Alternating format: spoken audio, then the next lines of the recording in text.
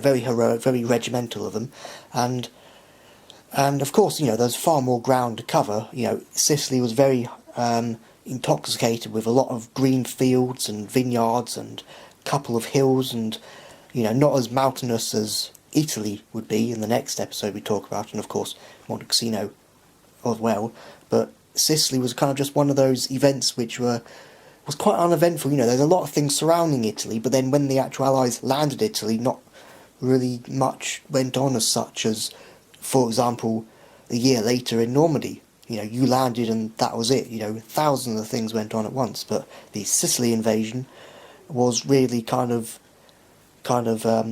gulped up by the Allies very, very quickly, and all because of the SOE agents disguising and making up this mocked up officer and plans to invade Greece, which of course wasn't the real target. And many times SOE agents have used that tactic, as Toby was talking about earlier in South African, the African campaign. It was actually SOE agents who mocked up a massive, large-scale attack, which I believe was October 1942, and I believe it was called, correct me if I'm wrong there, Toby, it wasn't Operation Torch, they're the Americans, it was Operation, I can't remember it now, Operation, what was it? I can't remember. Battle Axe, that was it, Operation Battle Axe, yes. yeah. So basically they disguised a lot of British Sherman tanks as dummy trucks which are along a highway, and whilst the bombardment has stopped, this was a night raid as well, what the Germans saw, which were dummy trucks, well, what they thought were trucks, were actually, of course, tanks. The sides kind of split open, and the Sherman tanks came out, and that was again, fantastically good effort by SOE agents. Would you want to talk on that side, Toby? Yes, I guess so. Speaking about how the deception worked and everything, and down to the SOE and everything, all of the deceptions, like Fortitude, later on in Normandy. I did want to say, speaking of Normandy, this was like a really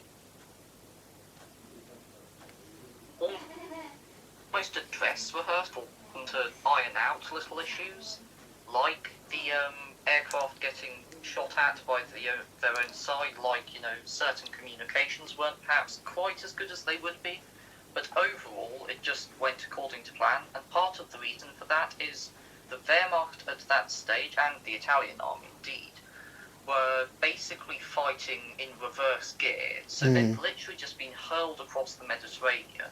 They were now trying to, they knew they were going to lose this island, or at least the troops there did, and so they were really fighting on the back foot. It's always a bit dubious to me that for some reason, even in the late Tunisian campaign, they just kept reinforcing they were going to fall. So as a result, there was much, much less troops, resources, everything to defend Sicily, and that's partly the reason we won. Yeah, and also in July, again, same month, July 1943, Italy had actually basically signed a treaty with Germany in the same year, saying that we give up, basically. We don't, we're on your side, but you're giving us a lot of sticks, so kind of give us leeway. And that's one of the reasons why Italy, because of, losing the war, and the same with the German army losing the war, starting to lose the war at that stage, Italy in 1943 signed this treaty to basically say we give up, we're going to change to the other side. Of course, it wasn't just sign the treaty, they're on the other side. They didn't move that quick, but they were kind of a bit, kind of not really on anybody's side at that point. They were kind of fighting for both sides, but that's why you get a lot of partisan groups and everything like that. So Toby. Yeah. It also had a really bad knock-on effect on the German Eastern Front. So there's a small chance. It's a very, very, very small chance. Don't this is not like they would have, but there's a chance they could have won the Battle of Kursk had the Allies not invaded Sicily and then Italy. Because instead of focusing on an area which was then nearly broken through by, I think it was the 1st SS Panzer Division, they ended up, due to Adolf Hitler's moving a bunch of, not a bunch, but the first couple of other divisions down into Italy from Kursk, when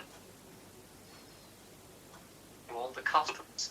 It really did. It forced them, when the Allies invaded in Normandy, in effect, this is why the Italian campaign really shouldn't be forgotten at all.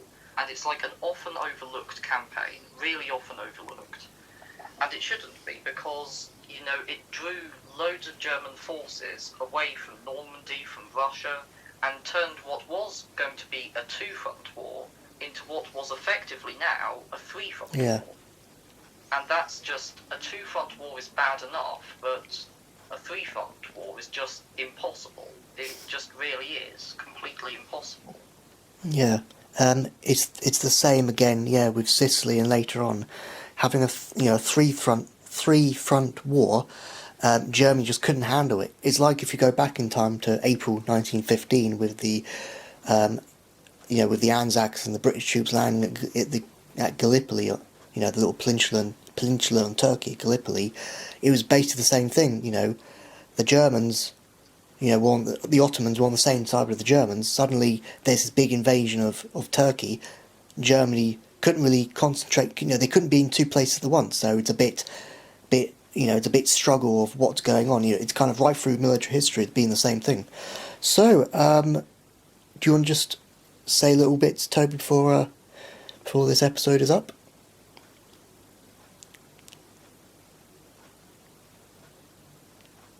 Sorry, my connection was a bit weird Okay. there.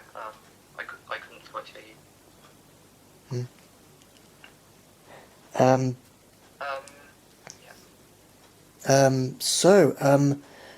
That's been a little, well, not a little quick, but a quick military talk of the kind of how Germany lost the war.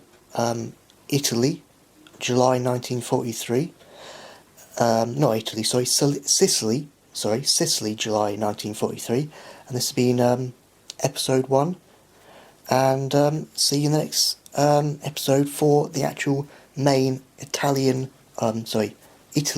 campaign. So, thanks for watching, guys. Have a good one. And see you in the next episode. Bye.